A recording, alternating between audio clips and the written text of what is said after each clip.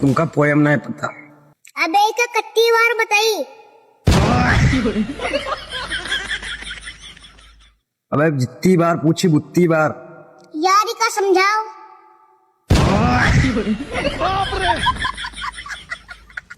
तो हम तुमका पोयम नहीं सिखाए। नहीं।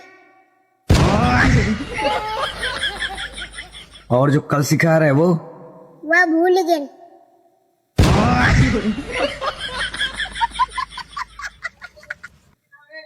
कैसे? मैं अपने मन के राजा हूँ, तुम्हारे केस का।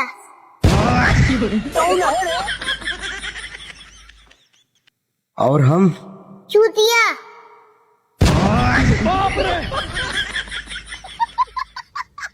तुरंत उठो, घर जाओ। ऐसे सुनाओ। कारागार देखे हो? नहीं। हम कलागत दिखैया हो।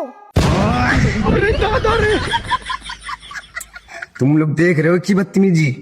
वही सब तुम्हारी पढ़ाई देख रहे।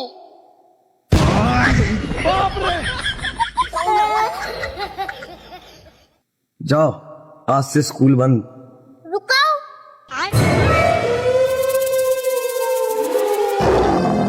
स्कूल तुम्हारे बाप के माए है, अब जाओ।